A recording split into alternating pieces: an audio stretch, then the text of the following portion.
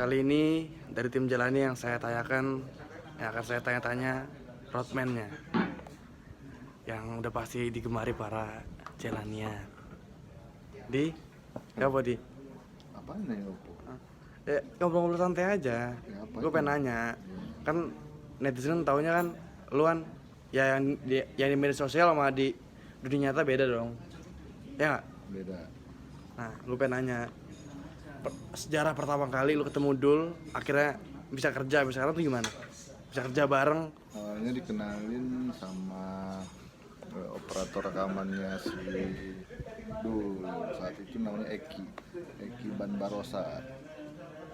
Orang Kribo yang sering kau tahu lihat Kribo itu Eki Banbarosa. Terus Kenalin, ditanyain, oh dia di lu mau nggak bantuin? di saat itu lu lagi ada kerjaan apa? Apa lagi kosong? Lagi ngeband. Oh, lagi ngeband. Apa nama band lu? Saat itu lupa apa namanya, lupa.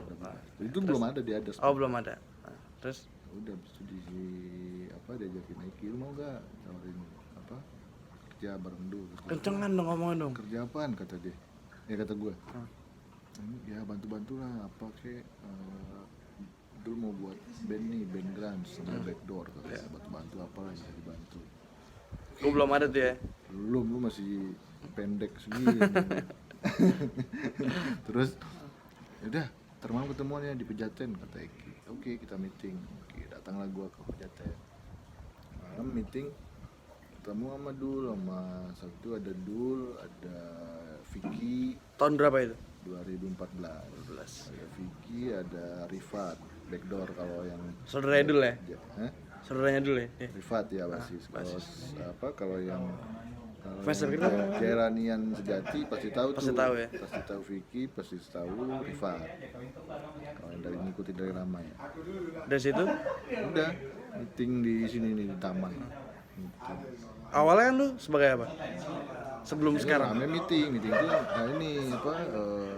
ngatur strategi lah, terus posisinya ngapain aja. Awalnya itu gua teknisinya kan mereka bertiga. Teknisi si Vicky, Rifat sama Dul. Nah, gua karena gua drummer, gua megang si Vicky, jadi teknisinya si Vicky. Kalau lu paham. Vicky itu siapa? Ya abang gua. Oh, abang. Kalau yang belum tahu Vicky itu kakakku. Nah, itu. Jadi Terus, teknisinya si Vicky. Terus ada satu lagi namanya Egi itu yang megang Dul, teknisinya Dul. Dulu pas zaman backdoor. Backdoor. Dulu masih nge-grunge. Udah. Akhirnya dari itu sih awalnya. Nah, terus bisa sampai jadi roadman tuh gimana ceritanya? Ya gimana ya? Ya karena Ingat ya, itu kan pas gue udah masuk juga kan? udah masuk gitu. Ya apa ya, akhirnya Udah ada Mas Mamat juga kan? Udah dari 2014 ke 2018 ya, dari 2012 tuh ya nggak ada posisi roadman, terus nggak ada manajer ya, karena dulu emang Sempet kebingungan juga kita ya? Dulu ya? karena dulu juga zaman backdoor nggak ada yang roadman, Belum jelas timnya. Belum jelas, tuh. Sekarang alhamdulillah udah lumayan ya. Udah lumayan alhamdulillah, maksudnya Udah tertata ya? Desk-nya itu udah tertata lah, posisi-posisi Jadi itu aja. itu aja. Akhirnya ya udah 2018 gua ngerut ya ditunjuk oleh anak-anak dan kesepakatan bersama. 2018 gue pas awal gue pernah masuk ya? 2018 atau 2017 lu berapa? 2018 dong. 2018. Kan 3 tahun. Oh iya itu. Kan? Awal. Iya. Iya. 2018. Awal 2018. Berarti lu kalau sama dulu udah 6 tahun ya? Sekarang? Berapa dari 14 ke 2020? 6 tahun dong? 6 tahun ya? Jalan 7 tahun. Jalan 7 tahun ya. Ada pesan lain untuk yang nonton? Yang nonton apa ya?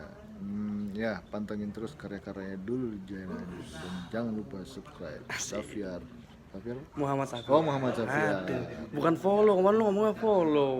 Subscribe dong. Ah ya betul. Thank you Di. Kali ini yang mau gua tanyain manajer dari Dul Jalani yang kalian pasti udah pada tahu. Kalau saya sebut Mat the Manager, Mas Mama. Halo. Ya Mas. Ini channelnya Safiar bicara Sabi. Sabi.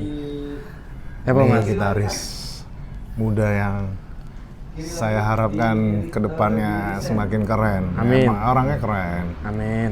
Ya agak-agak, ya gini dikit lah, tapi masih muda biasa. Nah, pelan-pelan. Aku mau nanya nih Mas. Apa nih? Jadi Nggak ada duit aku. lo bukan mau minjem duit, Oke, Rek. apa? Loh, kalau ada duit nggak usah pinjem, tak kasih. Oh, tak kasih. Gimana? Jadi cerita Mas Mamat pertama kali ketemu Dul sampai bisa jadi manajer sampai sekarang tuh gimana ceritanya?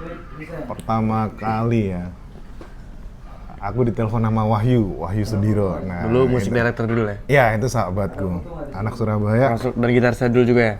Ya, jadi dari sahabatku yang bernama Wahyu itu ditelepon, ditanya lagi ngapain. Pas itu aku udah mau istirahat dari industri musik, jujur nih. Tadinya gitu, karena aku udah kerja di agensi waktu itu. Terus ditanyain gitu, ketemuan dulu yuk. Nah, akhirnya si Wahyu, singkat cerita dia ngajak ketemuan dulu lah gitu. Belum dikasih tahu untuk Dul gitu. Ketemuan di satu studio, studionya disebutin nggak? Ntar menang banyak dia. Si Mucis nyebutin kemarin. Apa-apa. Gitu. Di studio Velvet.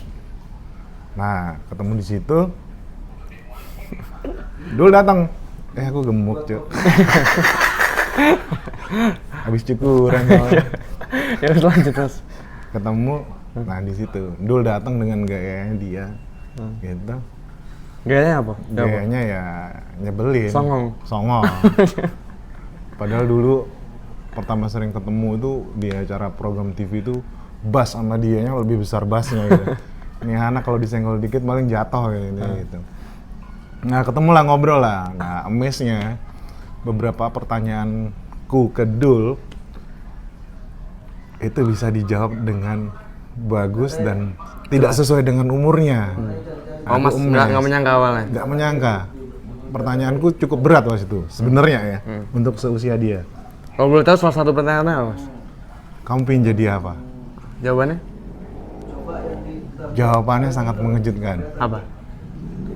Jawabannya aku pengen jadi lebih baik, lebih bagus daripada Ahmad Dhani. Mas itu. Kurang lebih seperti itu, ke arah situ. Mas Dhani sepurane ya. Intinya ke situ, dia pengen jadi, ya dia pengen lepas dari apa, pengen berdiri sendiri lah. Terus Mas bilang gini, kamu tuh butuh manajer yang emang kaya gitu, punya uang, karena aku nggak punya uang. Ada telepon ya Mas ya? Mau break Nggak dulu? usah, lanjut aja, biarin aja. Ntar kan bosan sendiri dia. Ya, terus? Terus dia ngomong ke Mas, loh Mas Mamat pikir aku punya duit lah. Paham nggak? Di situ aku, wah ini anak oke juga ya cara berpikirnya. Terus Mas tanya, kira-kira kamu jadi gini, Mas bilang kalau cuma 1-2 tahun aku nggak mau gitu. Nah, Mas tanya sama dia, 25 tahun dari sekarang kira-kira kamu pengen jadi apa? Nah, pertanyaan seperti itu sih. Poinnya di situ, Ya, poinnya. poinnya di situ. Ya, terus dia bilang, aku pengen bisa menjadi seorang penulis lagu, produser segala macam, banyak lah gitu. Nah, aku merasa anak dengan seusia dia, potensialnya dia perlu dikasih kesempatan. Karena menurut Mas banyak anak berbakat itu tidak punya kesempatan. Nah, di situ Mas ngerasa ini anak perlu dikasih kesempatan. Ya walaupun di awal mungkin lewat Mas gitu, ya sebisanya Mas lah intinya gitu. Ya udahlah. Akhirnya salaman, dia pengen belajar. Pada akhirnya dia ngomong, aku pengen belajar Mas. Oh ya ada, jangan capek ya belajarnya. Nah, terbukti sampai sekarang dia nggak pernah capek untuk belajar. Jadi kalau fansnya Dul Jalani bilang Dul itu Dengerin nih guys. ya begeno gitu. Oh gampang ini. Nah, Dul itu berproses dan dia mau untuk menikmati prosesnya. Itu Dul tuh. Termasuk kamu kan? Iya. Nah, intinya di situ ngobrol, akhirnya jalan. Nyoba itu sekitar 3 tahun yang lalu.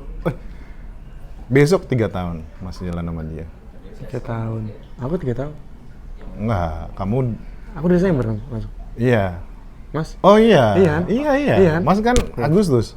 Oh ya. Juli Beda. ketemu, Ah, Agustus baru jalan. Nah 3 tahun ya. Kalau dibilang suka duka, kalau kita jalanin dengan apa ya? Gimana Fir kalau bahasanya kita? Bahasa? Yes, dijalanin aja gitu. Itu pasti akan terasa vlog nikmat. Gue belum nih. Belum. Ya guys, gue hari ini ala 2. Ulang tahun di hari ini. Udah itu aja. Hah? Udah itu aja kamu. Loh, ini sesinya Mas kok, Oh, iya, sesinya Adul. Nah, yang tidak pernah bisa dilupakan gitu, bahwa Dul ini sama Xavier juga itu masih sangat muda, di usia-usia yang sangat muda. Mereka memutuskan untuk berada di lingkungan yang mereka pingin maju. Itu pilihan, bukan karena paksaan gitu. Mereka lebih menikmati prosesnya. Nah, 2 anak ini perlu dicontoh buat anak-anak yang seusia nama Dul sama Xavier nih. Jadi lingkungan itu secara nggak langsung ngebentuk karakter. Mudah-mudahan Mas di sini bisa menginfluence karakter yang baik ya. Gitu. Buat yang nonton, buat yang seumuran gue juga ya. Ya Mas appreciate banget anak-anak sekarang jago-jago semua. Oh Mas bukan anak sekarang ya, anak lama ya Mas? Jangan ngomong gitu. Ya intinya gitu. Dan kebetulan seleksi alam akhirnya sampai ke sini, tim yang kebentuk juga tim orang-orang dengan karakter yang Mas suka gitu. Walaupun dikit orangnya. Mas enjoy gitu. Dan Mas berharap mereka juga enjoy sama Mas. Baik Xavier, Dul, Adi, Mucis, ada Ariel juga. Terus yang baru Ariel, terus ya sama anak-anak bandnya lah. Ada Rafael, Adam, teman Mas udah lumayan lama. Anak lama ya? Lumayan lama dia. Nah, selebihnya sih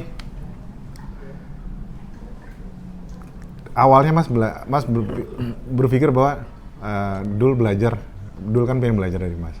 Tapi nih ya, orang tua pun bisa belajar dari anak-anak muda. Jadi kalau dibilang siapa yang belajar ke siapa, sama-sama belajar. Gitu.